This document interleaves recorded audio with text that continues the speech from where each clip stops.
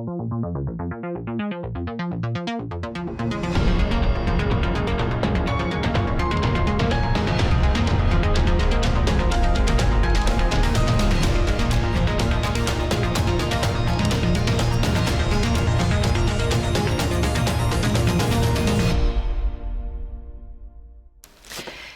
à tous, je suis très heureuse de vous retrouver pour ce nouveau numéro d'Immédiat. Bonjour Jean-Yves. Bonjour Floriane. Alors Jean-Yves, aujourd'hui on a un vaste programme qui nous attend. Nous allons revenir sur le service privé et le service public, notamment TF1, mais aussi un petit bout de la commission d'enquête parlementaire, vous le savez, qui est fort bien menée par Charles Aloncle. Et puis, bien sûr, notre dossier sera consacré à un sujet assez intense, c'est celui du racisme anti-blanc et de qui parle le plus de racisme ou qui est le plus raciste dans la société d'aujourd'hui. On n'oubliera pas bien sûr les habituelles pastilles de l'information, le portrait piquant aussi de cette semaine qui sera consacré à Sonia Mabrouk qui a une actualité courageuse, vous allez le voir. Et puis je vous le rappelle avant qu'on passe au lancement de ce programme, n'oubliez pas de cliquer sur le pouce en l'air, vous pouvez également laisser un commentaire, ça se passe juste en dessous et n'hésitez pas à relayer cette vidéo, c'est très précieux pour l'algorithme de YouTube, comme toutes les petites actions que vous pouvez faire sur ce support internet qui ne nous est pas vraiment favorable. Merci et on arrive juste après la virgule. On commence avec des déclarations cette semaine, des déclarations du PDG de TF1 qui a une nouvelle stratégie, Jean-Yves. Notamment, ils vont arriver sur Netflix pour diffuser leur TF1+, c'est-à-dire leur service vidéo à la demande. Ça leur permet de diffuser donc des dessins animés, des films, évidemment des séries, mais aussi leurs programmes exclusifs qui vont donc arriver sur Netflix. C'est un beau contrat qu'ils viennent de signer. À cette occasion, Monsieur Belmer, Rodolphe Belmer, était interrogé par Ouest France et il a déclaré ceci: TF1 est un acteur de la cohésion nationale et nous ne cherchons pas à façonner l'opinion. C'est assez amusant. Il est très fort. Il est très fort. S'il veut aller dans la cohésion nationale, ou ce qu'il appelle la cohésion nationale, c'est-à-dire le vivre ensemble, parce qu'il l'explicite après, il veut façonner l'opinion. On ne peut pas dire une chose et son contraire. Mais ça correspond assez bien aux porteurs de l'idéologie dominante qui, comme ils sont dans le cœur de la doxa, pensent qu'ils sont neutres. Ils sont simplement au cœur de la doxa. Et quand il dit qu'il veut faciliter la cohésion nationale, c'est surtout qu'il veut contribuer à occulter les problèmes qu'il peut y avoir en raison de l'insécurité ou de l'immigration. Donc c'est une pierre dans le jardin de ceux qui informent, comme CNews ou autres, qui parlent aussi d'autres problèmes que ceux que lui et son média veulent occulter. Exactement. Alors, ceux qui représentent la majorité des médias ne sont plus vraiment représentatifs de la majorité française.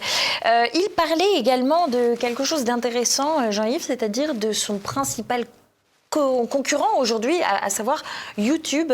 Mais il dit que YouTube, ce serait un modèle un peu low cost qui peut altérer la qualité des programmes proposés au public. Qu'est-ce que vous en pensez, ça, Jean-Yves, nous qui sommes sur YouTube? Je pense qu'il y a effectivement une différence entre TF1 et YouTube. YouTube, c'est quoi? C'est une multitude de petits acteurs, de petits ou moyens acteurs, avec évidemment des moyens limités, mais une assez grande créativité, une assez grande diversité, une assez grande liberté. Et lui, TF1, c'est quoi? C'est un média de milliardaires. Parce que on critique Bolloré, mais Bouygues, c'est Bouygues, qui est le patron de TF1, c'est un milliardaire. C'est un milliardaire dont les intérêts correspondent tout à fait à la doxa. Qu'est-ce qu'il fait? Bouygues, il fait du béton. Il fait du béton. Et donc, déjà, il est favorable à l'immigration. Parce que l'immigration, ça amène du monde. Le monde qui vient, il faut construire. Et ça amène aussi des gens qui construisent à bas prix. Voilà. Donc, Bouygues, il est pour l'immigration. Et puis Bouygues, il est aussi pour la transition énergétique, parce que il a des intérêts dans tout ce qui est aménagement des bâtiments et dans les éoliennes. Et Bouygues, enfin, il a des intérêts en Ukraine parce qu'il espère participer au marché de la reconstruction. Donc Bouygues, ces médias, ils sont aussi au service de sa stratégie globale, indépendamment du fait que par le groupe TF1, il pèse évidemment sur les hommes politiques, sur les pouvoirs publics, et donc on est là vraiment dans un média de milliardaires particulièrement nocif. C'est un gros qui va rejoindre un autre gros, donc à savoir Netflix, comme je vous le disais tout à l'heure. Alors, le patron de TF1, il cherche à se démarquer de CNews. Je vous le disais, donc il ne veut pas façonner l'opinion. Si, il veut la façonner, mais exactement. Il veut la construire, il veut la bâtir, il veut la bétonner. Il veut le vivre ensemble, c'est très original. Très original, le vivre ensemble. Ça fait 40 ans que c'est l'idéologie dominante. On voit le résultat, d'ailleurs. Alors, son objectif, je le cite in situ de cette interview dans Ouest France, c'est d'être au service de tous les Français, de produire une information non partisane qui reflète la préoccupation des Français et de n'être au service d'aucun homme, d'aucun parti, d'aucune idéologie, hein, Jean-Yves. Et il a déclaré ceci aussi, enfin, vous l'avez évoqué, il souhaite une société apaisée et soudée, c'est-à-dire une société dans laquelle on a envie de vivre ensemble. Et nous, il dit, nous, le groupe TF1, on ne souhaite pas attiser les tensions ou souffler sur les braises. Donc effectivement, voilà les propos de Rodolphe Belmer qui sont au service de son grand patron, Martin Bouygues. Bien entendu, oui. C'est un bon gars. Alors, Rodolphe Belmer, il était interrogé en 2024 déjà, mais cette fois-ci par l'Arcom. Et je vous propose d'écouter son propos sur son émission Quotidien, vous savez, qui est sur TF1 tous les soirs. Quotidien n'est pas une émission d'actualité politique. Quotidien ne reçoit presque pas d'invités politiques. C'est une émission d'actualité culturelle et c'est une émission d'actualité de société. Jean-Yves, qu'est-ce que vous en pensez ? C'est du militantisme sociétal de gauche et d'extrême gauche quotidien, et en même temps que du militantisme politique, évidemment, contre ceux qui s'opposent à cette vision sociétale de gauche et d'extrême gauche. Mais vous voyez la tartufferie. Mais, évidemment, quand on est à cheval sur l'extrême centre et l'extrême gauche, on ne fait pas d'idéologie, bien sûr. C'est ça la théorie, on est dans la doxa. Quotidien qui a refusé d'ailleurs de recevoir des élus du Rassemblement National pendant qui s'en étaient vantés, oui, absolument. Qui s'en est vanté, oui. Alors je vous propose de regarder une petite réaction de Pascal Praud, parce que bien sûr, comme Rodolphe Belmer les cite, eh bien Pascal Praud a réagi comme il le fait toujours. Rodolphe Belmer, notre nouvel ami, le PDG de France, de TF1, le PDG de TF1, l'homme qui dit « Nous ne cherchons pas à façonner l'opinion ». J'invite Rodolphe Belmer à regarder ses chaînes, les chaînes du groupe Bouygues, puisque hier soir, Quotidien s'en est pris à Bruno Retailleau, à Marine Le Pen, à Éric Zemmour, à Rachida Dati, Canteloup s'en est pris à Laurent Wauquiez, à votre serviteur, à Zemmour, à Dati. Ce qui est intéressant là comme phénomène, Jean-Yves, c'est qu'actuellement, les médias, les grands médias sont forcés de sortir du bois un peu. Ils sont en guerre les uns avec les autres. Il y a la guerre entre le service public et les médias de Bolloré. Il y a maintenant la guerre entre les médias de Bolloré et le média Bouygues. Voilà. Mais d'un certain point de vue, c'est bien, parce que ça ramène un peu de pluralisme. Voilà, donc, alors on va voir un des grands contributeurs justement à cette guerre médiatique qu'on se voit se dérouler sous nos yeux et dont on vous parle dans l'immédiat. Le grand contributeur, c'est bien sûr l'enquête parlementaire sur le service public. On quitte donc les groupes privés, vous l'aurez compris.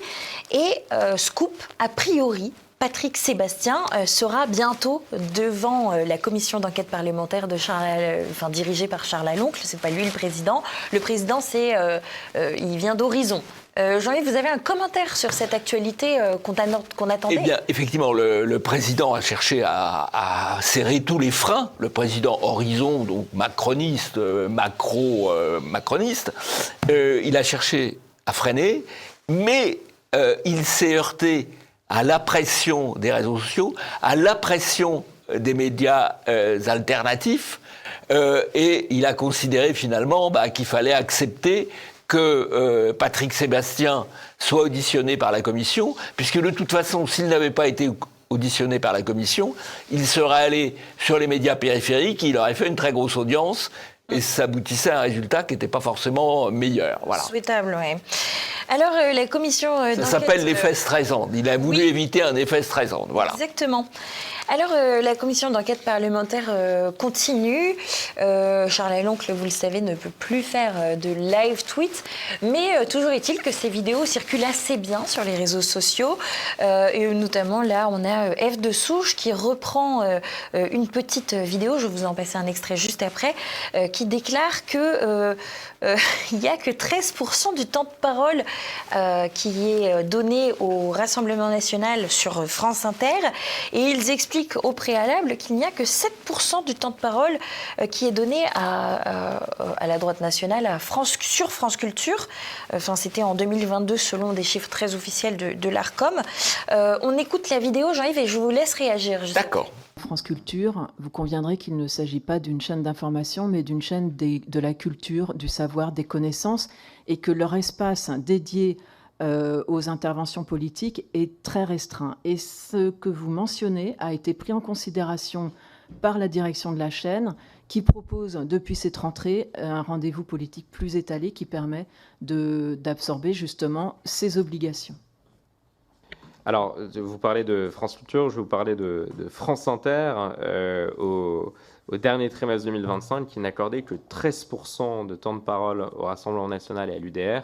Ce n'est pas une chaîne de culture, c'est une chaîne en partie d'information. 13% est bien inférieur au score réalisé lors des dernières élections et au contingent de nombre de députés au Parlement.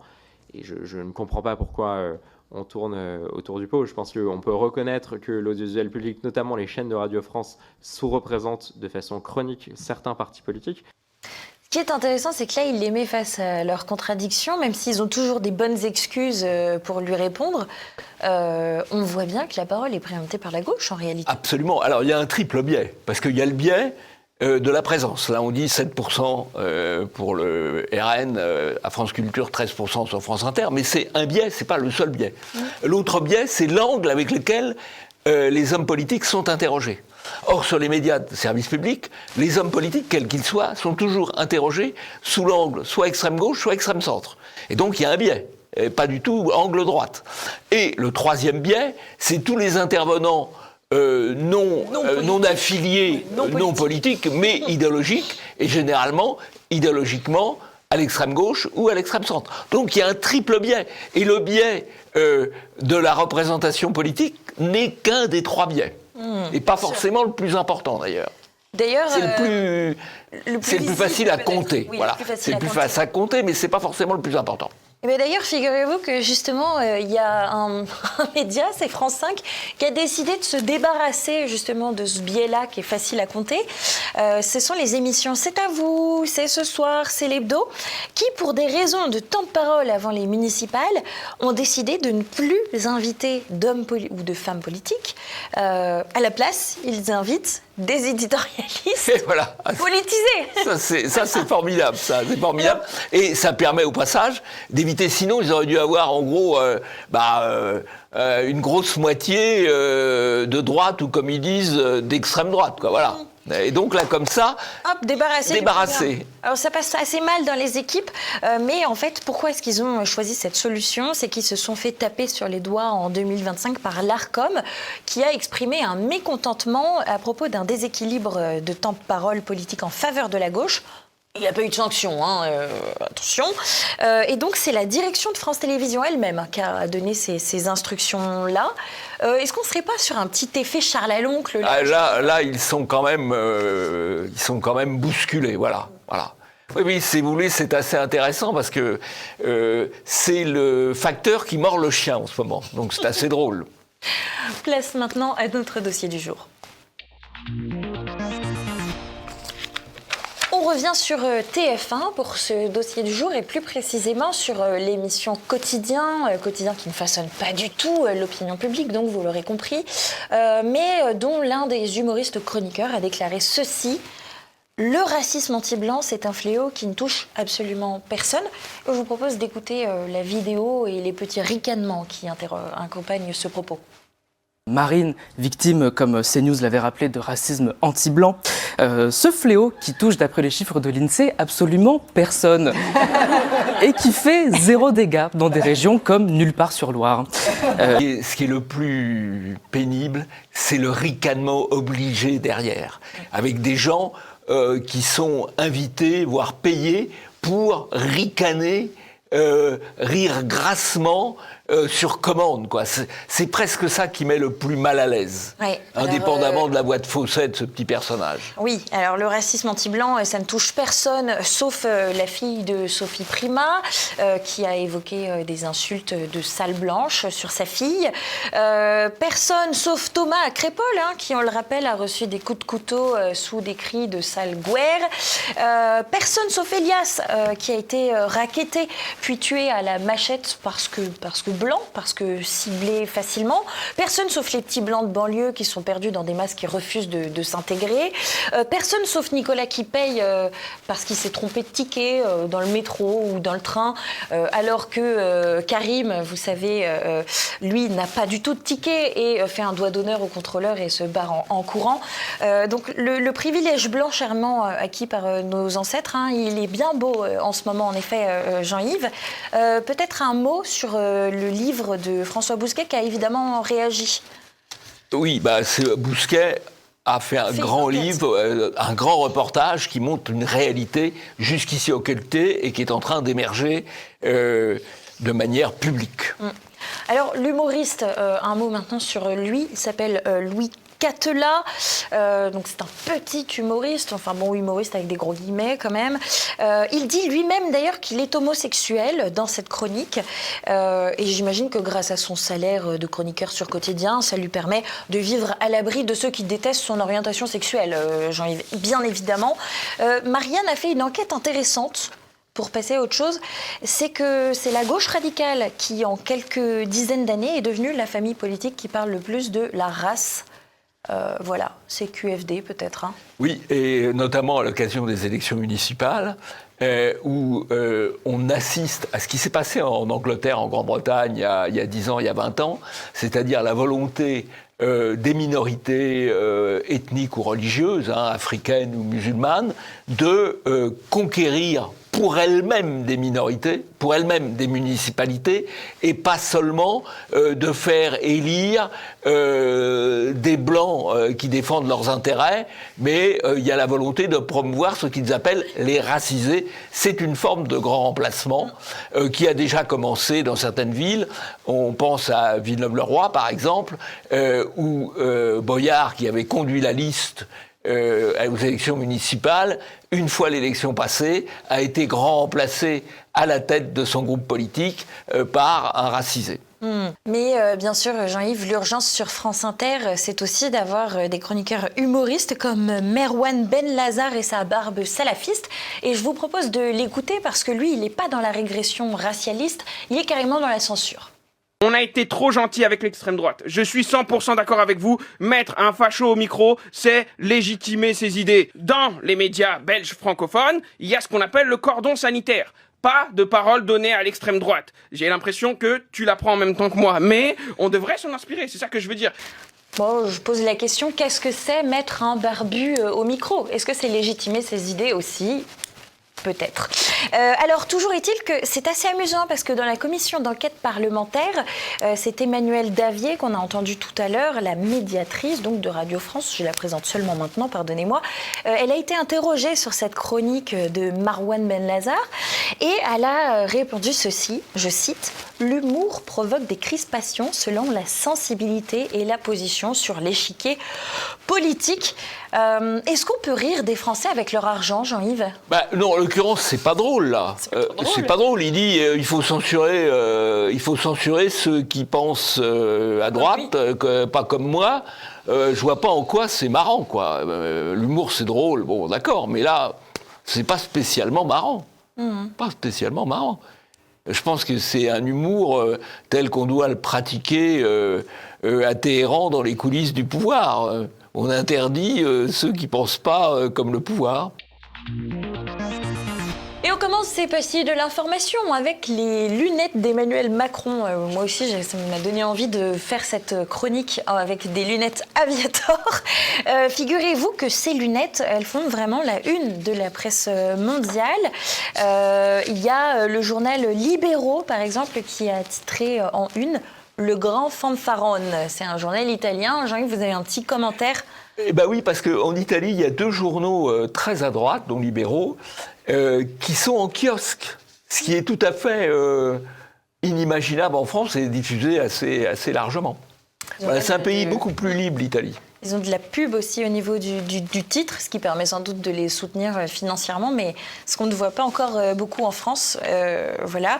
Alors sur RTL, il y a une éditorialiste, Isabelle Porta, qui a dit que Emmanuel Macron avait des lunettes de kéké et que la forme avait préempté le fond. Alors toujours est-il que peut-être, moi, je vais vous intriguer, mais je le préfère avec ses lunettes. Parce que quand il est apparu pour ses vœux de 2026, avec l'œil injecté de sang, en disant que c'était une référence en plus non volontaire à l'œil du tigre, ce qui était un exemple de stratégie, je trouvais ça un peu dégoûtant et pas très propre. Alors toujours est-il qu'évidemment, les références ont fleuri. Moi, je le maintiens entre ces deux références-là, OSS 117 et Tom Cruise dans Top Gun avec les mêmes lunettes qu'Emmanuel Macron. Ah, c'est quand même très flatteur. Plus du côté OSS 117. Peut-être plus du mais moins côté sexy, OSS. Jean Dujardin, ouais. Oui. Alors, peut-être que Trump lui a fourré le doigt dans l'œil, en tout cas, parce que figurez-vous que Donald Trump et la presse française en a assez peu parlé, a révélé les SMS privés que Emmanuel Macron lui envoie, à savoir ce SMS-là, de la part du président Macron au président Trump. Mon ami, nous sommes complètement d'accord sur la Syrie. Nous pouvons faire de grandes choses en Iran. Je ne comprends pas ce que vous faites sur le Groenland. Essayons de construire des grandes choses ensemble. Et puis ensuite, Emmanuel Macron propose à Donald Trump d'organiser un sommet du G7 à Paris. Voilà. Et il finit par dîner ensemble à Paris jeudi avant que tu ne repartes aux États-Unis en signant Emmanuel.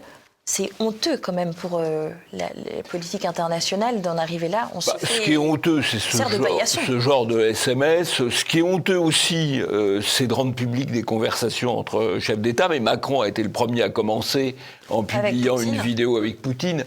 Tout ça est un peu lamentable. Il y a une culture diplomatique qui est en train de s'effondrer, que Macron a contribué à effondrer, que Trump bouscule aussi, il faut bien le dire. Tout ça est un peu navrant. Alors toujours est-il que des journalistes ont été assez prompts à s'interroger sur la santé mentale de Donald Trump. A priori, c'est France Info qui nous dit ça. Il y a même un médecin qui a demandé d'ouvrir une enquête parlementaire sur les aptitudes de Donald Trump à exercer ses fonctions. C'est une correspondante à Washington, donc de France Info, qui déclare ceci. Je trouve ça assez fort de café que France Info s'interroge si rapidement sur la santé mentale de Trump, alors que personne n'avait tellement bronché sur la santé mentale de Joe Biden. Trump, il est très, très transgressif, très, très brutal, oui. Mais il est quand même en grande forme intellectuelle et physique, même s'il va à l'approche de 80 ans, alors que ce malheureux Biden était quand même dans un état de gâtisme. Voilà. Donc c'est pas du tout pareil. Alors on peut tout à fait contester les attitudes de Trump, bien sûr. Il y a matière, mais c'est pas de la maladie mentale, voilà. Une attaque ad hominem. On ne pouvait pas ne pas vous parler de cette affaire. C'est l'affaire Morandini, bien sûr. Vous n'êtes pas sans savoir que Jean-Jacques Morandini va rester à l'antenne de CNews.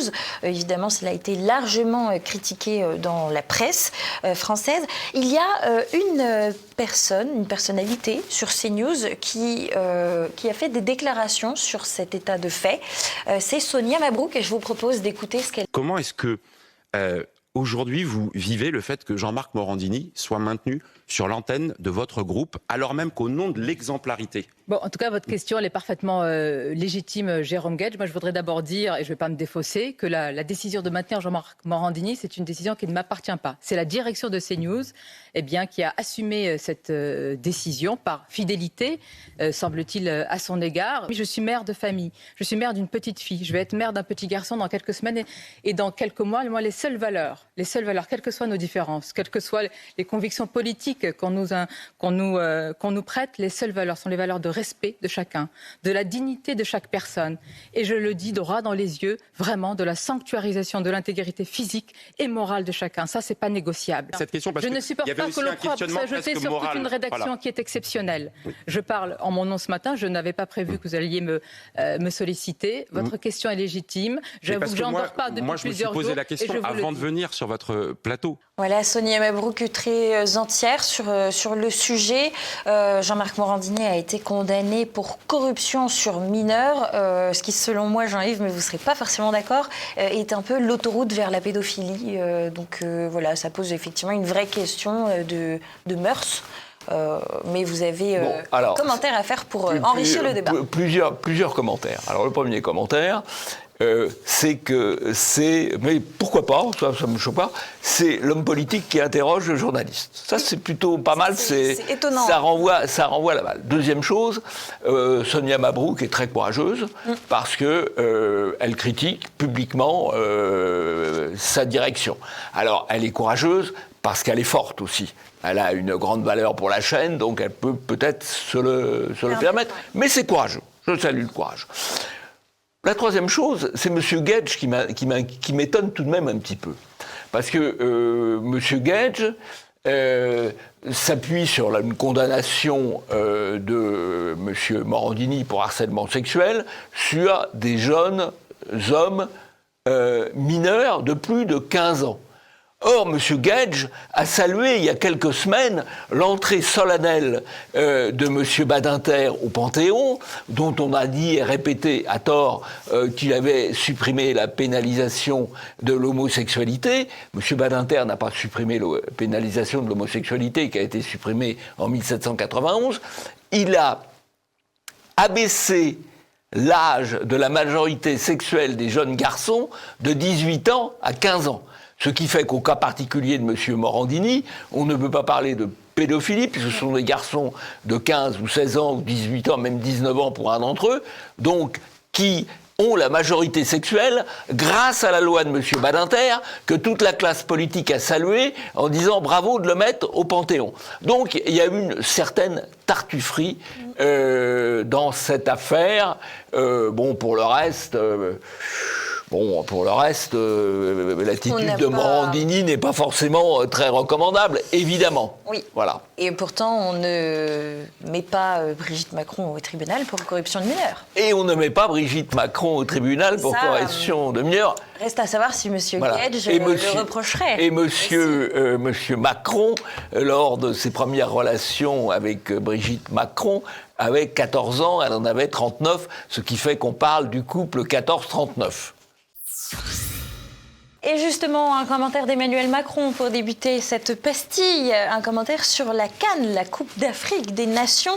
Il déclare « Bravo au Sénégal, champion d'Afrique, la passion du football, la ferveur et l'hospitalité marocaine. Félicitations au Maroc pour cette CAN si bien organisée. » Alors malheureusement, en France, les débordements ont été un peu moins bien organisés parce que pour la victoire de la finale, la victoire du Sénégal, donc face au Maroc, il y a eu des débordements, comme on dit, donc des exactions commises en fait dans l'espace public sur les Champs-Élysées, au cas particulier à Paris, jusqu'à 4h du matin. La police n'a pas réussi à contenir les supporters jusqu'à 4h du matin. Vous avez raison de corriger le vocabulaire, débordement. Oui. En exaction. Débordement, c'est de la novlangue, débordement. Voilà, c'est de la novlangue. Exaction. L'eau a coulé. Exaction violente. Exaction violente. 11 policiers blessés tout de même et 63 interpellations dans toute la France parce que maintenant c'est un phénomène qui n'est plus simplement limité à Paris. Et je vous propose peut-être d'écouter aussi Monsieur Léaumont qui en parle rapidement tout en profitant pour critiquer CNews pour quelque chose d'assez peu légitime finalement. J'apporte mon soutien à Omar Sy, victime une nouvelle fois de racisme de la part de la chaîne CNews. Pourquoi ? Parce qu'il a simplement célébré la victoire du Sénégal lors de la finale de la Coupe d'Afrique des Nations. Omar Sy, il est français, mais si même un des Français les plus appréciés du peuple français doit et a le besoin d'aller célébrer la victoire de son pays d'origine, ça pose question sur notre méthode d'assimilation. Ces propos sont donc particulièrement scandaleux puisqu'ils sont dans la droite ligne de l'extrême droite antisémite, xénophobe et raciste. Je le rappelle, Philippe Pétain, lorsqu'il est arrivé au pouvoir, a fait une loi de dénaturalisation des personnes qui avaient été naturalisées, notamment par exemple des Italiens et des Juifs qui avaient été naturalisés.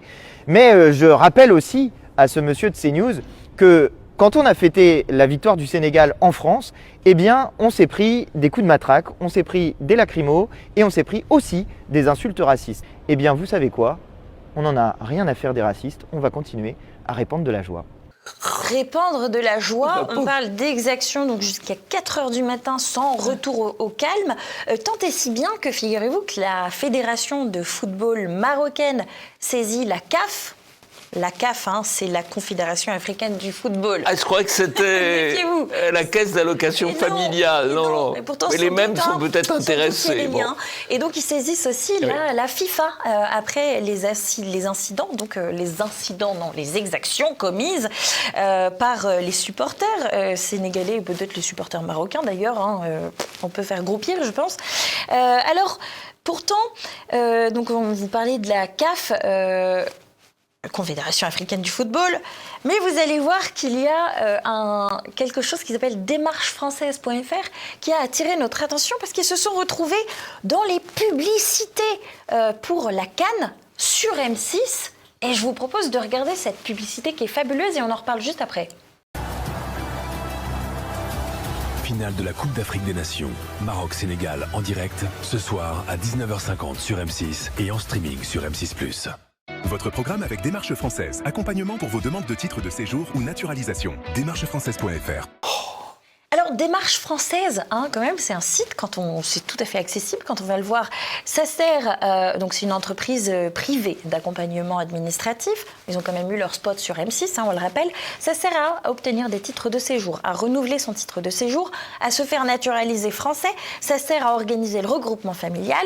Ça sert à demander un effacement du casier judiciaire ou du TAJ et des documents de circulation pour enfants mineurs. C'est ce qu'on voit sur la page d'accueil. Vous avez peut-être une première réaction. On va continuer à parler après de ces pubs pour la CAN. C'est de la collaboration économique et ça montre l'ampleur de ce que j'appelle l'économie de l'immigration, c'est-à-dire des gens qui vivent de l'économie de l'immigration, qui vivent en encourageant l'immigration et qui gagnent leur vie. Alors, il y a des avocats notamment et des juristes qui gagnent leur vie en participant à l'expansion de l'invasion migratoire. Alors d'ailleurs, pendant cette CAN, il y a même des gens qui l'ont dénoncé, même des racisés même qui l'ont dénoncé. J'ai vu passer quelques vidéos qui ont beaucoup parlé justement des publicités pendant la CAN parce qu'il y avait énormément de publicités pour des fast-food au poulet. Il y avait également beaucoup de publicités pour les transferts d'argent tels Western Union qui permet d'envoyer donc de l'argent partout dans le monde. L'argent de Nicolas. Voilà, l'argent de Nicolas part. En plus, c'est même pas réinvesti dans le pays. Donc vous voyez, c'est quand même une perte sèche. Est-ce que ça, c'est de la communautarisation aussi, Jean-Yves ou... Bah oui. Une pastille un peu people. Maintenant, c'est une pastille concernant Jordan Bardella et visiblement une princesse qu'il a rencontrée. Je vous propose de regarder une petite vidéo. Alors on voit Jordan Bardella qui sort des 200 ans du Figaro, bien accompagné, charmantement accompagné par l'héritière Maria Carolina de Bourbon des Deux Siciles. Alors il la raccompagne vers la voiture. Ce gougnafier lui tient même pas la porte. Voilà. Bon, moi je trouve ça pas très... Enfin, j'aurais pas aimé, surtout si j'étais une princesse, mais j'estime que j'ai le droit d'être traitée comme une princesse, même avec mon petit statut de roturière. Alors, il y a France Info qui a titré ceci, quand une princesse d'Instagram bouscule le storytelling de Jordan Bardella. Une princesse d'Instagram peut désormais peser dans le récit d'un candidat à l'Élysée. Certains disent que Jordan Bardella ferait un peu dans le mépris social en s'affichant avec cette charmante personne. Et vous n'êtes pas d'accord, Jean-Yves, je crois. Alors, la presse de gauche, notamment beaucoup de journalistes de gauche, ont dit mais Bardella brouille son image populaire, son image populiste. Je ne le crois absolument pas. C'est effectivement très, très people. Ça va se retrouver dans les magazines qu'on lit, dans les salons de coiffure et autres. Et ça renforce, ça contribue à étoffer son image de manière positive. Je vais donner un exemple par rapport à Jean-Marie Le Pen. Jean-Marie Le Pen aussi avait un électorat il était très populiste, un électorat populaire, mais il habitait le château de Montretout. Il se faisait photographier avec ses filles de manière très glamour sur les escaliers de Montretout. Il roulait dans la Rolls de sa femme Jeannie, et ça ne l'a absolument pas desservi. Et par conséquent, le fait que M. Bardella s'affiche ou soit montré avec une princesse de Bourbon-Parme ne va pas lui nuire du tout, au contraire. Et là, la presse de gauche a tout faux. Et on finit ces pastilles de l'information avec un sujet chaud. Vous allez voir. Très chaud, très chaud. Kevin Jean, et alors attention, non pas Jean-Kevin, qui est épidémiologiste, qui nous explique quelque chose de particulier sur les violences conjugales. Je vous propose qu'on l'écoute. Chaque degré d'augmentation des températures moyennes augmente les violences interpersonnelles. Donc on sait que on a plus d'agressivité, plus d'accidents de voiture, plus de violences intentionnelles également. On a également plus de violences contre soi-même. Le suicide augmente, les taux de suicide augmentent avec le changement climatique. Les violences conjugales aussi ? Les violences conjugales augmentent d'environ 5% avec chaque degré de réchauffement. Et le deuxième chiffre que j'ai retrouvé hier, qui m'a surpris parce qu'on le sait depuis longtemps, en 2018, on a une étude espagnole qui nous disait que durant les vagues de chaleur, les féminicides augmentent de 40%. Et tant que nous n'aurons pas réduit les émissions de gaz à effet de serre, on s'attend à ce que tous ces effets malheureusement augmentent. Tant qu'on ne s'attaque pas à la source du problème, il y aura des dommages, il y aura des dégâts, il y aura certaines populations qui en payeront plus le prix que d'autres. Jean-Yves, vous avez un commentaire sur ces chiffres un peu sortis du chapeau ? Des causalités. C'est du délire. C'est du délire. D'abord, les corrélations ne sont pas des causalités. Ensuite, je ne vois pas comment, par exemple, on peut faire des statistiques sur les féminicides, sur les vagues de chaleur, puisque c'est sur des très petits nombres. Et par conséquent, la statistique ne peut pas être valable parce que l'écart type est très élevé. Enfin, c'est incroyable. Enfin, c'est ce qu'on présente comme la science aujourd'hui. C'est quand même assez grave. Et alors, c'est drôle. C'est drôle et c'est grave. Voilà. C'est drôle. Alors, et c'est Philippe Prigent qui fait ce commentaire que je trouvais rigolo parce que ça m'est passé par la tête aussi. Il dit que du coup, ça expliquerait pourquoi est-ce que les hommes qui habitent à proximité de l'Équateur et donc en Afrique, pour ne pas le dire, sont plus violents avec les femmes que les hommes européens. Mais bon, c'est pas très fiable non plus. Parce que je crois savoir qu'en Russie, par exemple, il y a énormément de violences conjugales et, me semble-t-il, il n'y a pas de réchauffement climatique. Ah bah ça dépend, il peut faire chaud aussi en Russie. Oui, il fait plutôt faire froid l'hiver et chaud l'été. Oui. Donc bon, tout ça est assez navrant en fait. Toutes ces corrélations sur le climat sont essentiellement bidons et surtout c'est des études qui sont synthétisées, simplifiées et qui ont plus beaucoup entre le discours médiatique qui est tenu et la petite étude qu'il y a pu y avoir au début, il y a un écart considérable. Et voilà, on est arrivé à la fin de cette édition. Merci à tous de nous avoir suivis. Je vous le rappelle, n'oubliez pas de cliquer sur le pouce en l'air. Vous pouvez laisser un commentaire et nous dire ce que vous en pensez, vous, du réchauffement climatique et des violences conjugales, par exemple. On ne se quitte pas sans le portrait piquant de cette semaine, qui est une rediffusion consacrée à Sonia Mabrouk. Jean-Yves, on dit à nos téléspectateurs à la semaine prochaine. Et puis, d'ici là, écoutez, portez-vous bien et à très vite sur TV Liberté. Allons vers le sud, avec une journaliste franco-tunisienne, amoureuse de la France, Sonia Mabrouk. Née en 1977 à Tunis, elle est issue d'une famille de la bonne société. Son oncle a été ambassadeur en France, puis ministre des Affaires étrangères. Sonia Mabrouk commence ses études en Tunisie, puis les poursuit à la Sorbonne. elle obtient la nationalité française en mai 2010. Elle enseigne la gestion et le commerce international à Carthage et commence sa carrière de journaliste pour Jeune Afrique. Repérée par Jean-Pierre Elkabbach, elle débute sa carrière télévisuelle sur Public Sénat. Elle va assurer d'abord l'édition de 22h, puis l'émission de débat On va plus loin. En 2013, c'est à la radio qu'elle fait ses débuts en animant le débat des grandes voix sur Europe 1. Elle rejoint l'équipe de CNews en septembre 2017. Elle y sera au programme de 2 programmes, le Midi News et le Grand Rendez-vous du dimanche. En 2017, elle se fait remarquer à l'occasion d'un échange virulent avec Marwan Mohammad, président du comité contre l'islamophobie en France, dans l'émission de Thierry Ardisson, Salut les Terriens. Elle lui reproche de se présenter abusivement, comme parlant au nom de tous les musulmans. Je cite « Pardonnez-moi monsieur, mais je tiens à vous le dire, vous êtes une caricature, vous êtes une imposture, vous ne représentez rien, absolument rien. » Fin de citation. Sonia Mabrouk s'est aussi distinguée par ses prises de position sur la question du terrorisme islamique. Elle condamne vivement le traitement médiatique des attentats terroristes en Europe et notamment l'habitude de les mettre sur le compte de la folie des auteurs. Elle insiste au contraire pour parler de soldats, de manière à permettre la prise de conscience que ces actes s'inscrivent dans le cadre d'une véritable guerre menée contre l'Europe. Elle dénonce sur Twitter la journée du voile organisée à Sciences Po Paris.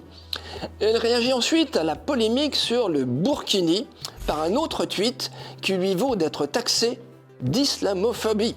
Je cite « Derrière le burkini, il y a surtout l'idéologie wahhabite et sa propagande qui se répand insidieusement et dangereusement. » Elle fait paraître en 2023 Reconquérir le sacré, qui rencontre un certain écho auprès des milieux conservateurs et catholiques du pays. Dans ce plaidoyer pour une réhabilitation de la transcendance, elle y décrit son attachement pour la messe en latin. Elle précise sa pensée dans Valeurs actuelles du 11 septembre 2019, je cite « J'ai pris sur ce sujet, l'immigration, le cas d'un pays que je connais bien, car il est mon pays d'origine, la Tunisie. Elle a pris sa part au niveau des migrants, notamment libyens, après l'intervention militaire franco-britannique. Mais elle a su aussi dire « stop » quand elle a estimé avoir pris un nombre de migrants suffisant, avant de menacer les équilibres identitaires, économiques ou politiques. J'ai toujours été étonné qu'on puisse tenir ce discours de l'autre côté de la Méditerranée, en Orient et plus généralement dans le Sud, et qu'on ne puisse pas le faire en France ou en Europe. Tout simplement parce qu'on culpabilise tout le temps les Européens. Fin de citation. Pour ces simples mots, on peut lui dire merci.